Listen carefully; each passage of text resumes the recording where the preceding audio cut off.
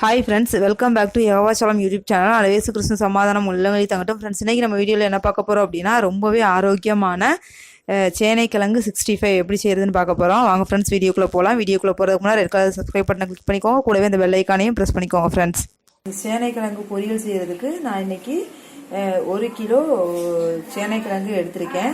இதை வந்து தோல் நீக்கி எடுத்து வச்சுக்கோங்க. ஃப்ரெண்ட்ஸ், சேனைக்கிழங்க வந்து இந்த மாதிரி நீல நீளமாக கட் பண்ணி வச்சுக்கோங்க. இப்போது அது மேலே மிளகாய் தூளை போட்டிருக்கேன். 1 ஸ்பூன் மிளகாய் தூள் போட்டுக்கோங்க. தேவையான அளவு உப்பு சேர்த்துக்கோங்க. 1 ஸ்பூன் மல்லித்தூள் சேர்த்துக்கோங்க. இப்போ 1 ஸ்பூன் ஜீரகத்தூள் போட்டு நல்லா மிக்ஸ் பண்ணி விட்டுக்கோங்க. இதை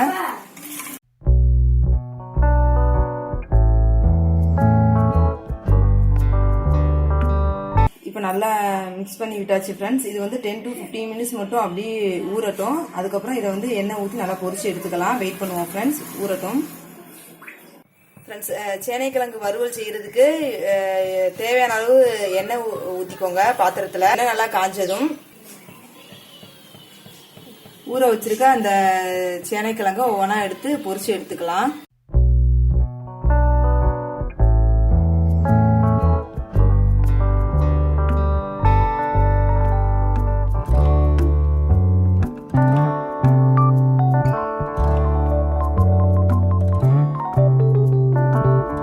சின்ன பிள்ளைங்களுக்கு சேனைக்கிழங்கு கூட்டு மாதிரி வச்சு கொடுத்தா சாப்பிடாதுங்க.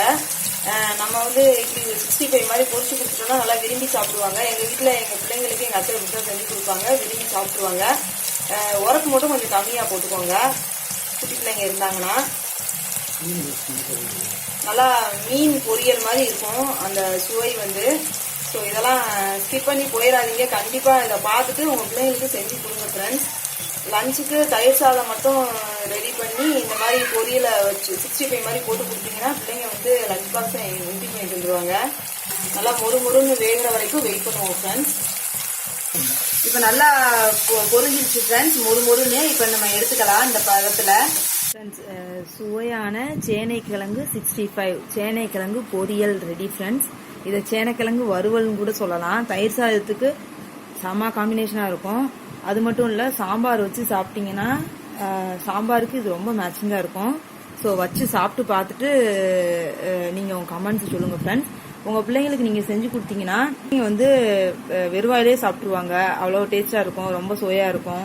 நம்ம கூட்டு மாதிரி வச்சு கொடுக்கறதுக்கு இப்படி வித்தியாசமாக நீங்கள் பொரிச்சு கொடுத்தீங்க அப்படின்னா பிள்ளைங்க ரொம்ப விரும்பி சாப்பிடுவாங்க.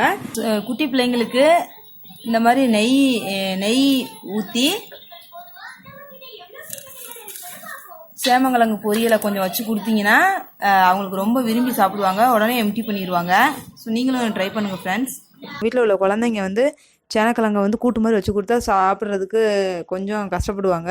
ஸோ சேனக்கிழங்க வந்து நீங்கள் 65 மாதிரி போட்டு கொடுத்துட்டிங்கன்னா ரொம்ப விரும்பி சாப்பிடுவாங்க.